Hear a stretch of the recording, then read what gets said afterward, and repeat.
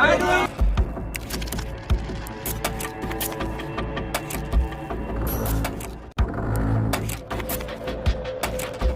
हाँ दोस्तों, तो क्या बंगाल में भारतीय जनता पार्टी और ममता से गद्दारी करने वाले बागियों की शामत आनी शुरू हो गई? आखिर सायनी घोष के साथ में ये सब क्यों हुआ, जिसकी वजह से बंगाल से लेकर के दिल्ली तक खलबली मची है? स्वागत है आप सभी का। आप देख रहे हैं द राजनीति का विशेष सेगमेंट खबर और विश्लेषण। मैं हूं जब्बार खान। दोस्तों, सबसे पहले आपको एक वीडियो दिखाते हैं कैसे सायनी घोष को जनता पहले घेरती है, उसके बाद फिर आपको क्या हुआ बताते हैं।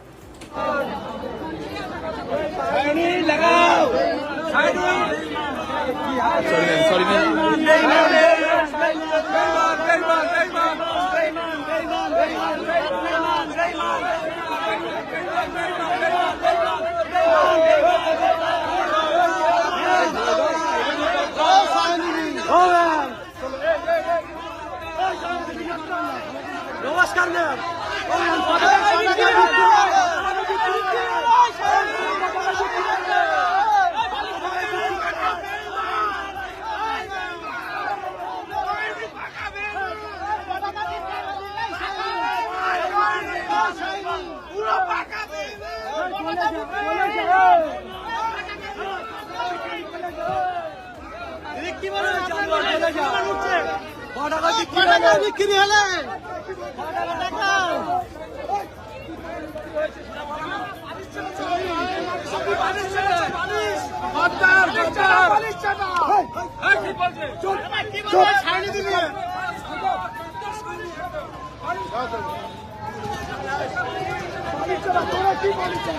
दोस्तों, अब इस वीडियो को आप जहन में रखिए और अब आगे की कहानी सुनिए। आगे की कहानी में आपको समझ आएगा कि सायनी घोष, जो कि एक समय में ममता की शेरनी कही जाती थी, जिस सायनी को हिंदू मुस्लिम सौहार्द का मसीहा कहा जाता था, मगर वही सायनी ममता की शेरनी से अब कैसे भाजपा की लोमड़ी बन चुकी है।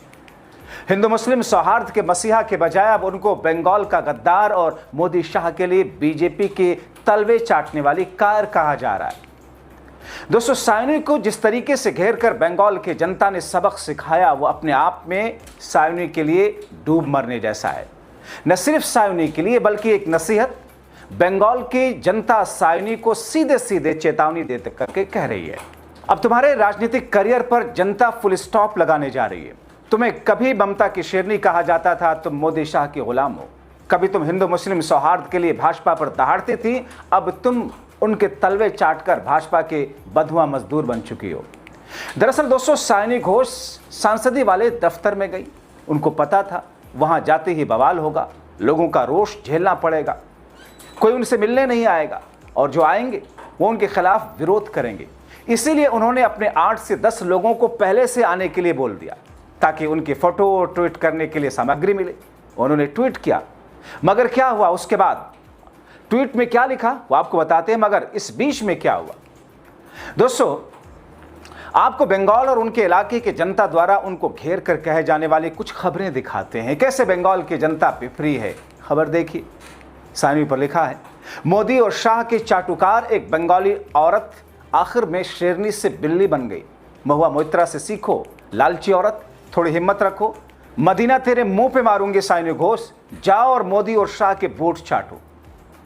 जाहिर तौर पर दोस्तों, ये तल्ख तेवर, ये शब्दों की कड़वाहट, जो कि ऐसा लगता है कि भाषाई गरिमा तक तोड़ने के पास में, ये यूं ही नहीं है।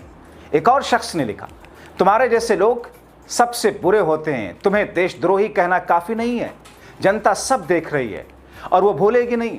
कुछ सालों में तुम राजनीतिक कचरे से ज़्यादा कुछ नहीं रह जाओगी।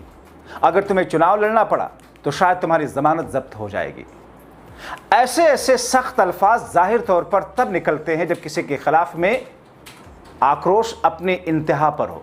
अब इस ट्वीट को देख लीजिए, क्या लिखा है। आपको जादवपुर एमपी से इस्तीफा देना चाहिए, नई सिरे से चुनाव लड़ें, दीदी के बिना आप बिग जीरो हैं। और आगे देखिए, लज्जा लग रही है तुम्हें, अच्छा नाटक कर लेती हो, तुम अपने वोटर से सजा के हकदार हो, बेशर्म हो तुम। बस 2.5 साल और इंतजार करो और देखो क्या करती है जनता तुम्हारे साथ में। दोस्तों, ऐसी खबरों की बाढ़ है, अंबार है। एक और देख लीजिए, तुम अनफॉलो होने लायक हो। तुम जैसी देशद्रोहियों के लिए कोई जगह नहीं। तुम्हारी सारी खोखली बातें और चापलूसी लोगों के दिलों में जगह नहीं बना सकती। जिंदगी भर के लिए देशद्रोही का टैग लगने से बेहतर होता आप पब्लिक लाइफ से इस्तीफा दे देती। दोस्तों, एक और शख्स ने लिखा, मुझे शक है कि तुम अपनी बाकी जिंदगी कैसे जियोगी। तुम्हारी पसंद पर तरस आता है और तुम पर आंखें बंद करके भरोसा करने से खुद को निराशा होती है। तुमने हमें एक अच्छा सबक सिखाया है। लोग अब तुमसे कोई उम्मीद नहीं रखते। दोस्तों, जाहिर तौर पर यह सारी की सारी स्थितियां यूं ही उत्पन्न नहीं हुई। बंगाल विधानसभा चुनाव से पहले और बंगाल विधानसभा चुनाव के दौरान क्या कुछ हुआ, साइनी का करैक्टर क्या था, किस तरीके से वो दहाड़ती थी।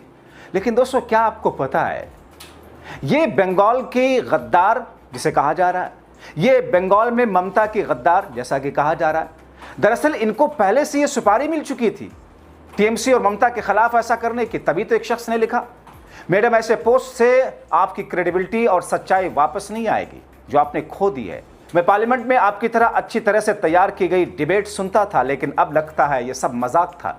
अगर आपको कभी बोलने का मौका मिला तो फिर मैं कभी नहीं सुनूंगा आपको।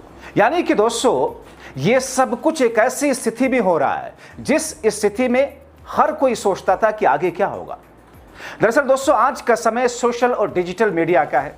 एक ज़माने में नेता रैलियां क्या करते थे, सभाएं करते थे, रोड शो सिर्फ करते थे। उनके पास में ये माध्यम नहीं था, एक ही माध्यम था तब। और तब जनता को विरोध करना होता था, अपनी नाराज़गी दिखानी होती थी, तो रास्ते में या फिर रैली में पहुंच करके वहां काले झंडे दिखाते, नारेबाजी करते थे, उनका विरोध करते थे उनके सामने। मगर बीजेपी सरकार में ऐसी स्थितियों को बल के प्रयोग से, पुलिस प्रशासन के प्रयोग से न सिर्फ रोक दिया गया बल्कि कार्रवाई करके जेल भेजा जा रहा है। ऐसे में जैसे ही सायोनी ने सांसद दफ्तर पहुंचने का एक ट्वीट किया, तभी चारों तरफ से उनके ट्वीट पर लोग टूट पड़े, सायोनी की सांसें अटका दी। दरअसल ये सिर्फ सायोनी का विरोध नहीं बल्कि भाजपा के खिलाफ एक हुंकार थी। देखिए उनका ये ट्वीट था। सायोनी घोष ने उत्साह में ट्वीट तो कर दिया, बिना इस बात को जाने कि उसके साथ आगे होने क्या वाला है। सायोनी ने लिखा, आज एमपी ऑफिस में बरुईपुर पूर्वा से आए कुछ प्यारे लोगों के साथ। अब दोस्तों, आप सोचिए कि जो सायोनी दिल में काबा आंखों में मदीना कहती थी, जो सायोनी हिंदू मुस्लिम भाई भाई का नारा देती थी, जो सायोनी ममता के लिए अपनी जान निछावर करने के दम भरती थी, उसी सायोनी की गलती ने उसको कहां पहुंचा दिया, किस तरीके से उनको उन्हीं के बंगाल में घेरा जा रहा है। और दोस्तों, ये सब कुछ यूं ही नहीं हुआ बल्कि मौजूदा वक्त में केंद्र की मोदी और शाह की सरकार की सारी रणनीतियों के हिसाब से जो कुछ हो रहा है, उसमें जो लोग यकीनी तौर पर कायर हैं वही फंस रहे हैं, जो चोर हैं वही फंस रहे हैं। और मैं ये यूं ही नहीं कह रहा हूं, क्योंकि जब विपक्ष में वो नेता हुआ करते थे, उनके ऊपर भ्रष्टाचार के आरोप लगते थे, ईडी सीबीआई जाती थी, कैसे बीजेपी उनको चोर, गद्दार, भ्रष्टाचारी कहते थी। लेकिन वो कायरों की तरह आत्मसमर्पण करके, चरण वंदना करके, विपक्ष की पार्टी को छोड़ करके जैसे ही भारतीय जनता पार्टी के खेमे में आते थे, आपने देखा बहुत सारे नाम है। बंगाल के शुभेंदु अधिकारी भी खुद बीजेपी मोदी शाह इनको पानी पी पी कर कोसते थे, जेल भेजने की बातें करते थे, मगर इन्होंने कायरता दिखाई और बीजेपी का दमन थाम लिया, वॉशिंग मशीन में धुल करके शफाफ साफ हो गए। अजीत पवार जिनका देहांत हो चुका, जिन्हें मोदी शाह अपनी तरफ ले आए थे तोड़ करके शरद पवार की पार्टी को, एकनाथ शिंदे, कितने सारे, खुद असम के मुख्यमंत्री हिमंता बिस्वा शर्मा, किस तौर पर उन पर भ्रष्टाचार के आरोप लगे थे, लेकिन बीजेपी ने वॉशिंग मशीन में डाला और वो देश के राष्ट्रभक्त हो गए। ये सारी स्थितियां ऐसी हैं जिसमें बीजेपी अपनी उंगलियों पर नचा रही हो। ये कायर जैसे लोग, ये मेरे शब्द नहीं है, विपक्ष ऐसा कह रहा है, कायर जैसे लोग उनकी उंगलियों पर नाचते हुए, बल खाते हुए उनके खेमे में आ जाते हैं। मगर दोस्तों, जनता ठगा हुआ महसूस करती है, इसीलिए जनता का यह आक्रोश बहुत मायने रखता है। इसीलिए जनता ने जिस अंदाज में, जैसे ही सायोनी घोष ने वो बातें कही, वो फोटो डाले, वो ट्वीट किया, टूट पड़े लाइव तरीके से। इधर उनका ट्वीट और उधर जनता का आक्रोश। इन तमाम चीजों के बीच में दोस्तों आगे क्या इंतजार करना होगा, आप क्या सोचते हैं, अपनी राय कमेंट बॉक्स में जरूर लिखें।